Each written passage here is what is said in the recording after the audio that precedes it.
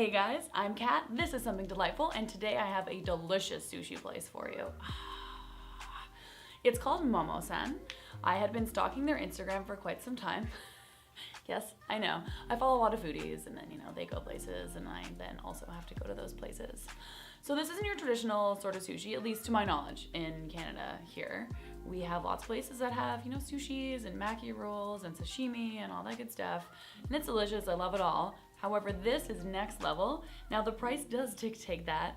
The price is definitely more expensive, but hey, it's totally worth it. It's also an experience. It's in Baldwin Village, which is this strange little street in Toronto that feels like you're somewhere else. It sounds weird when I say that. It almost feels like you're in a different country or like in a little village or something like that.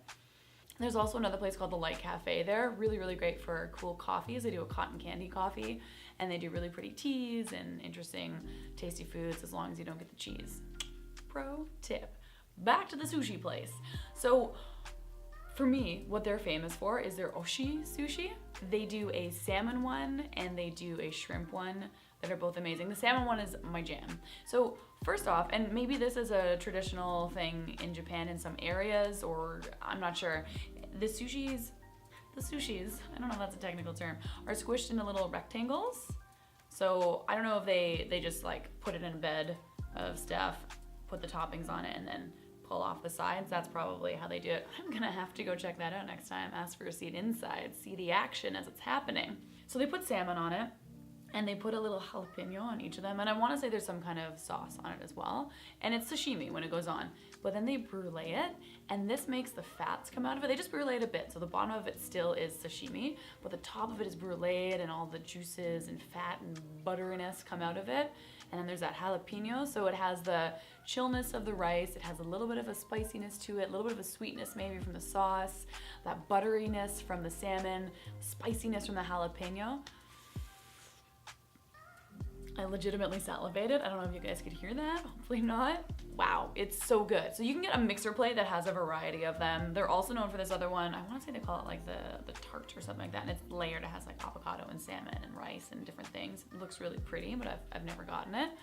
I would just go and I would just order a million of these salmon things and some cocktails. They do really great work with their cocktails. They use really lovely sort of Japanese elements, but then make them, seem not that wild as well. There's one, it's almost like a strawberry milkshake, but it also has liquor in it, which is also interesting. So it's kind of like American-Japanese fusion for the cocktails. That's Momo-san. I highly suggest it. There's another place called Miku down by the harborfront. It's good.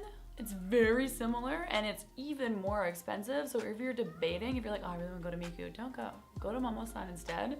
Very, very similar menu, slightly less expensive, much easier to get to as well. So let me know your favorite sushi item. I love sashimi and I love anything that has stuff that's been bruleed just a little bit with jalapeno. There's another place that I really, really like, Kotone, and they put a bit of coconut on top of it. So it's like sweet, chewy, hot jalapeno with the bruleed salmon that's salty with the rice. It's a really good situation as well. Anywho, comment below. Thanks so much for watching.